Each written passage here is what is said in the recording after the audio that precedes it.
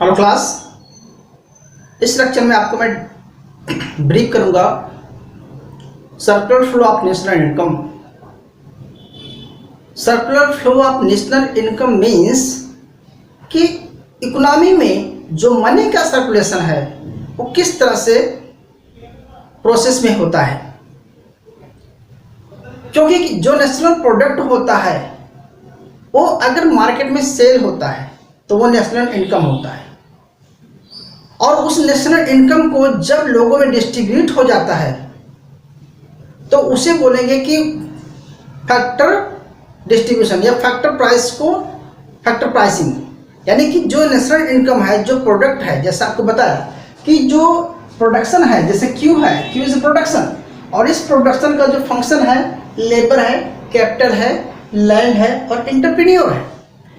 जब लैंड्स को इन फैक्टर को, दीज आर फैक्टर, और ये है आउटपुट है, तो यानी कि जो आउटपुट है क्यू है एज ए प्रोडक्शन, इस प्रोडक्शन को जब मार्केट में हम सेल करते हैं और सेल करने के बाद जो इनकम आती है उसे हम वाई से डिनोट करते हैं, जिसे हम जीडीपी कहते हैं। क्यों? क्योंकि ये जो क्यू है इस फाइनल आउटपुट्स है utilization of labour and capital use करके, फाइनल आउटपुट्स क्या है जिसको हम सेल करते हैं मार्केट वैल्यू पर, हमारा ये जीडीपी होता है। तो यानी कि हम बोलेंगे कि जो क्यू है ये जीडीपी है, जिसमें से डिप्रिसिएशन माइनस कर देंगे, सब्सिडीज ऐड कर देंगे, इनडायरेक्ट टैक्स निकाल देंगे, सारी चीजें हैं। तो कहने का मतलब जो क्यू है नेशनल प्रोडक्ट है, उसको आप जब मार्केट में करेंगे तो नेशनल इनकम हो जाएगा। क्यों? क्योंकि उस प्रोडक्ट को सेल करने के बाद जो इनकम आएगी उसको आप क्या करेंगे? डिस्ट्रीब्यूट करेंगे। किसमें? आप बेच देंगे लेबर को, कैपिटल को आप इंटरेस्ट पे करेंगे, और लैंड्स को आप रेंट देंगे, और जो एंटरप्रेन्योर है उसे आप प्रॉफिट देंगे। तो यानी कि पूरी इनकम डिस्ट्रीब्यूट हो गई। तो यहां पर दो फ्लो चल रहा है कि देखो, जो ये इनपुट है जिसे हम हाउस होल्ड बोलेंगे और इसे आप फर्म बोलेंगे। तो फर्म क्या करती है? प्रोड्यूस करके मार्केट में सेल करती है, और सेल किसको करेगी? इन्हीं लेबर को, इन्हीं इंटरप्रेन्योर को, उन्हीं लैंडलॉर्ड को, उन्हीं इंटरप्रेन्योर को। तो यानी कि जो प्रोडक्शन है उन्हीं को सेल होगा। तो ये गुड्स है वो किनके पास जाएगा? लेबर के पास जाएगा, इंटरप्रेन्योर के पास जाएगा, और वो लोग उसी को क्या करेंगे? पेमेंट करेंगे उस गुड्स को परचेज करने के लिए। तो वो पेमेंट फिर से हमारे पास ही आएगी। तो बेसिकली यहां पर आपको मैं लर्न कराऊंगा कि किस तरह से इकोनॉमी में टू वे रिलेशन होता है, थ्री वे, फोर वे। तो जब हम टू सेक्टर पढ़ेंगे जिसमें सिर्फ हाउस होल्ड और फर्म पढ़ेंगे तो हम उसे टू सेक्टर मॉडल पढ़ेंगे, और जब हम उसमें गवर्नमेंट को इंटरवेंशन कर लेंगे तो उसे हम थ्री सेक्टर मॉडल कहेंगे, और जब हम फॉरेन सेक्टर भी ऐड कर लेंगे तो उसे हम फोर सेक्टर मॉडल कहेंगे। तो यानी कि हम आपको यहाँ बताना चाहते हैं कि जैसे वाई होता है, माइक्रो पढ़ेंगे तो सी प्लस आई, यानी कि यहाँ पर हाउस होल्ड सेक्टर है और फर्म है, दो ही सेक्टर हैं, तो ये टू सेक्टर मॉडल हो जाएगा। और अगर हम इसी में सी की जगह पे आई के साथ साथ अगर गवर्नमेंट को भी इंक्लूड कर लेते हैं तो वो आपका थ्री सेक्टर हो जाएगा। और जब आप इसी में फॉरेन सेक्टर को यानी कि एक्सपोर्ट और इंपोर्ट को भी ऐड कर लेते हैं तो वो क्या हो जाएगा? फोर सेक्टर मॉडल बन जाएगा। अब आपको मैं बताता हूं कि ये मॉडल किस तरह से वर्क करते हैं। फ्लो, मनी का फ्लो चलता होता है। आज जो आपके पास इनकम है वो किसी की एक्सपेंडिचर है, उसने एक्सपेंडिचर किया, उसकी इनकम थी, उसने खर्चा कर दिया, मेरे पास आ गया, मेरी इनकम हो गई। मैंने उसको एक्सपेंडिचर किया तो किसी और के पास चला, उसकी इनकम हो गई। तो यानी कि मार्केट में दो तरह का फ्लो चल रहा है, एक मनी का फ्लो चल रहा है, एक गुड्स का फ्लो चल रहा है। एक रियल फ्लो है, एक मनी का फ्लो है, उसको आपको समझाऊंगा। तो चलिए हम एक डायग्राम के लिए आपको समझाते हैं। मान के चलो यहां पर हम लेते हैं एक फर्म से, ध्यान समझना है प्लीज। यहां पर एक फर्म से है, मैं थोड़ा सा मिटा रहा हूं, और हमारे सामने एक साइड में फर्म्स है, दूसरी साइड में हाउस होल्ड है, होल्ड्स, ठीक है। अब हाउस होल्ड है।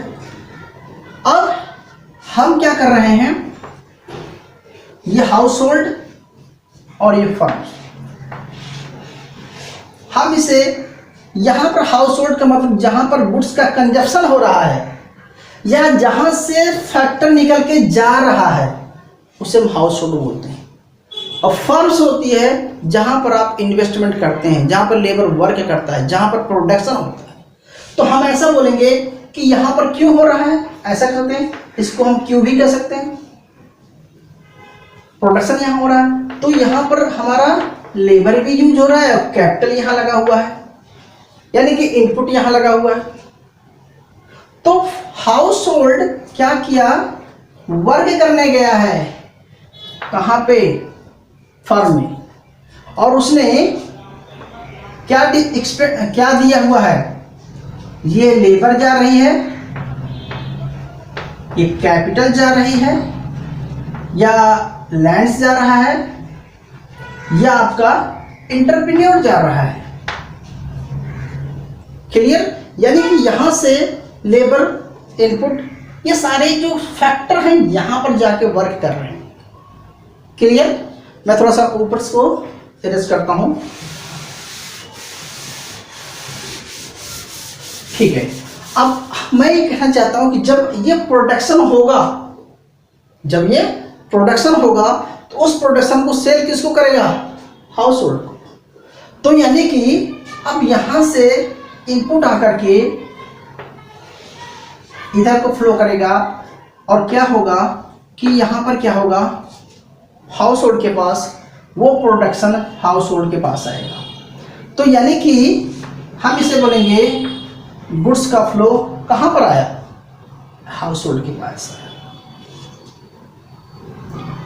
अच्छा, लेकिन गुड्स का फ्लो होने के बाद ये क्या करेगा, इसको पेमेंट देगा, ओके। तो लेकिन ये इसको पेमेंट दिया, यानी कि इसका एक्सपेंडिचर हो गया, क्या हो गया, एक्सपेंडिचर हो गया। लेकिन उसको एक्सपेंडिचर करने के लिए पैसा आया कहां से, तो इसकी इनकम होगी। यानी कि इस क्यू को हमने बताया कि जब बेस, तो लेबर को क्या मिलेगी, वेज मिलेगी, कैपिटल को क्या मिलेगा, इंटरेस्ट रेट मिलेगा, जो लैंड है उसको रेंट मिलेगा, एंटरप्रेन्योर को प्रॉफिट्स मिलेगा।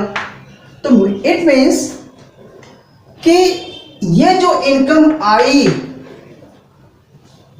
कहां से आई, इन लोगों ने खरीदा, हाउस होल्ड ने, और हाउस होल्ड ने एक्सपेंडिचर किया, इनके पास आई, और फर्म ने इनके बदले में इसको क्या किया, गुड्स दे दिया। तो ये इनकम फिर से इसी के पास क्या हो जाएगी, इनकम यहां आ जाएगी। कैसे आई, वेज आया, रेंट आया, यानी कि क्लियर हुआ। मेरा सेंस यहां पर यह था कि जो फर्म है वो इनकम के पॉइंट ऑफ व्यू से यहां पर अपने इनकम दे दिया, और ये हाउस होल्ड है यहां दे दिया। तो यानी कि देखो क्या हुआ, मैंने आपको स्टार्टिंग में क्या बताया था, इससे बताया था कि ये नेशनल प्रोडक्ट है, क्या है, नेशनल प्रोडक्ट है, और नेशनल प्रोडक्ट क्या हुआ, डिस्ट्रीब्यूट हो गया। तो डिस्ट्रीब्यूट हो गया तो ये क्या हो गया, नेशनल एक्सपेंडिचर हो गया या नेशनल डिमांड्स हो गए। आपका नेशनल एक्सपेंडिचर हो गया तो ये क्या हो गया, नेशनल इनकम हो गई। ठीक है, तो यानी कि ये टू सेक्टर वर्क किया, समझ गए। तो ये फ्लो होता है, फ्लो चल रहा है। ठीक है, क्योंकि फैक्टर यहां जा रहा है, फैक्टर को पेमेंट मिल रही है, पेमेंट को क्या कर रहा है, एक्सपेंडिचर कर रहा है, अब बदले में उसको गुड्स मिल रहा है। यानी कि पहले इसने यहां पर इन्वेस्टमेंट किया, फिर प्रोडक्शन हुआ, फिर गुड्स मिला, तो ये क्या होता, इसे ही बोलते हैं two sector circular flow of national income. Points मेरा क्लियर हुआ होगा। अब मैं बात करता हूं थोड़ी देर के लिए समझ लेना कि अब यहां पर गवर्नमेंट आ जाती है। तो गवर्नमेंट क्या करती है, हाउस होल्ड पर टैक्स लगाएगी और इस पर भी टैक्स लगाएगी। यहां पर इनडायरेक्ट टैक्स लगाएगी, यहां पर डायरेक्ट टैक्स लगाएगी। यहां पर पर्सनल इनकम पर टैक्स होगा जिसे आप डिस्पोजेबल इनकम निकालेंगे, और ये इसमें टैक्स और सब्सिडी ऐड होगी। अच्छा, तो जब यानी कि जब गवर्नमेंट आ जाएगी तो क्या करेगी, एक और लाइन बना लेते हैं यहाँ पर, एक यहाँ पर लिखते हैं गवर्नमेंट। ओके, तो जब गवर्नमेंट आ गई तो गवर्नमेंट ने क्या किया कि आप पर भी टैक्स लगाया और आप पर भी टैक्स लगाया। दोनों पर टैक्स लगा करके गवर्नमेंट क्या करती है, उन्हीं पे एक्सपेंडिचर करती है। हाउस होल्ड पर poverty removal programme, unemployment programme, widow pension योजना, बहुत सारी चीजों पर गवर्नमेंट क्या करती है, सोशल सिक्योरिटीज देती है। तो क्या करेगी गवर्नमेंट, एक्सपेंडिचर करेगी, आपको रोड्स बनाएगी, कनेक्टिविटी देगी, वाटर सप्लाई करेगी। इस तरह से गवर्नमेंट बहुत सारा वर्क करती है। तो ये पैसा गवर्नमेंट से फिर इसके पास आ जाएगा, हाउस होल्ड के पास, यानी कि गवर्नमेंट एक्सपेंडिचर हो गया। और इधर भी गवर्नमेंट एक्सपेंडिचर करेगी, गवर्नमेंट क्या देगी, यहां पर भी सारी सुविधाएं देगी, रोड्स बनाएगी, कनेक्टिविटी बनाएगी, इंटरप्रेन्योर को सब्सिडी देगी। तो पैसा दोनों पे खर्चा करेगी।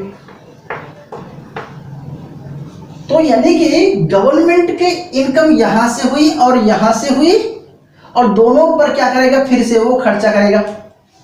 तो वही पैसा जो सिर्फ दो में बट रहा था, अब ये 3 सेक्टर बटना शुरू हो गया। This is also called 3 sector economy, क्योंकि गवर्नमेंट इंटरवेंशन हो गया।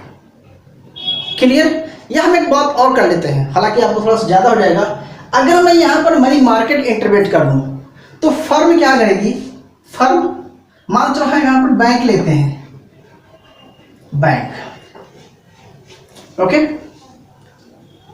तो फर्म क्या करेगी, बैंक के पास क्या करती है, वो डिपॉजिट करती है, और आप भी बैंक के पास क्या करते हैं, डिपॉजिट करते हैं। बैंक आपको भी क्या देती है, फर्म को क्या देती है, लोन्स देती है, इन्वेस्टमेंट के लिए फंड देती है, और बैंक आपको भी हाउस के लिए, कार के लिए, डोमेस्टिक वांस। तो इस तरह से मनी मार्केट आ गया। गवर्नमेंट वर्क कर रहा मॉनेटरी एंड फिजिकल पॉलिसी की वजह से, तो गवर्नमेंट एक्सपेंडिचर करेगा, टैक्स लगाएगा। तो ये इसको हम बोलेंगे कि ये फिजिकल पॉलिसी है, यहां पर मॉनेटरी पॉलिसी ला देते हैं। तो यानी कि 2 सेक्टर में 3 सेक्टर कैसे इंक्लूड कर दिया मैंने आपको, ये समझ में आ गया आपको। अब हम बात करेंगे एक नए चीज की। अगर आपकी इकोनॉमी में प्रोडक्शन ज्यादा हो गया या आपकी इकोनॉमी में प्रोडक्शन कम हो गया, तो आपको दूसरी कंट्री से बारो करना पड़ता है। और आपकी अगर कंट्री में प्रोडक्शन ज्यादा हो गया तो आपको एक्सपोर्ट करना पड़ेगा। तो जब अपने गुड्स को बाहर एक्सपोर्ट करेंगे आप, तो बाहर से इनकम आएगी ना। मान के चलो हमने फॉरेन सेक्टर ले लिया, फॉरेन सेक्टर, ओके, एक फॉरेन सेक्टर है। इस फॉरेन सेक्टर में फर्म क्या करेगी, फर्म क्या करेगी, फर्म एक्सपोर्ट करेगी, एक्सपोर्ट करेगी, और फर्म क्या करेगी, फर्म इंपोर्ट भी करेगी, इंपोर्ट। तो फर्म का एक्सपोर्ट और इंपोर्ट करेगी, तो यहाँ पर इसका नेट एक्सपोर्ट हो जाएगा, यानी कि if export is greater than import, export import का माइनस नेट एक्सपोर्ट होता है। तो इस फर्म के पास क्या आएगा, पैसा आएगा। यानी कि जब नेट एक्सपोर्ट होगा तो इकोनॉमी में हमारे बाहर की करेंसी आएगी, तो हमारी कंट्री का जीडीपी क्या होगा, इंक्रीज होगा। इससे क्या होगा कि जीडीपी इंक्रीज होगा तो वेजेस बढ़ेंगे, रेंट बढ़ेगा, इंटरेस्ट मिलेगा, सब कुछ बेटर हो जाएगा। या अगर हमारा एक्सपोर्ट ज़्यादा होगा, सॉरी इंपोर्ट ज़्यादा होगा, एक्सपोर्ट कम होगा, तो हमारी करेंसी का पैसा कम हो जाएगा, तो इसका क्या होगा कि हमारी पूरी इकोनॉमी पर इम्पैक्ट पड़ेगा। मेरा कहने का मतलब यहाँ पर यह है कि मनी का सर्कुलेशन 2 सेक्टर में होता है, फिर 3 सेक्टर हो गया, फिर बैंक भी हो गया, या फिर कहेंगे हमारा ही पैसा विदेशों में जा रहा है और विदेशों का पैसा हमारे यहाँ आ रहा है, और हमारी ही मनी बाहर करेंसी जा रही है। क्योंकि वो लोग अगर एक्सपोर्ट करेंगे हमारी कंट्री में तो हमें उनकी करेंसी देनी पड़ेगी। उनकी करेंसी देने के लिए हमें फॉरेन की करेंसी भी चाहिए, जिसके लिए हम एक्सपोर्ट करेंगे। तो यानी कि हमारा सिर्फ यहाँ पर आपसे कंसर्न ये था कि जो 4 सेक्टर है उसे हम क्या लिखते हैं, y = c + i + g + net export, और 3 सेक्टर को लिखेंगे y = c + i + g, और 2 सेक्टर को लिखेंगे y = c + i। हमने आपको क्या किया, एक ही डायग्राम में सारे सेक्टर को पढ़ा दिया, 3 sector, 4 sector, 2 sector, circular flow कैसे होता है। इसी को आपके बुक्स में अलग अलग डायग्राम में समझाया गया होगा। तो चाहे तो आप एक ही डायग्राम में आप रिप्रेजेंट कर देना, या आप इसके लिए अलग अलग डायग्राम भी रिप्रेजेंट कर सकते हैं, ठीक है। तो अब ऐसा भी कर सकते हैं, इसको हम C मानते हैं, इसको हम I मानते हैं, इसको हम G मानते हैं, इसको हम NX मानते हैं, याद रखना 4 सेक्टर हो गए, ठीक है। तो उम्मीद करता हूँ बेटा लोग आपको समझ में आ गया होगा, ठीक है। अदरवाइज नेक्स्ट क्लास में आपको मैं दोबारा से समझाऊंगा। So please note down and make a graph also.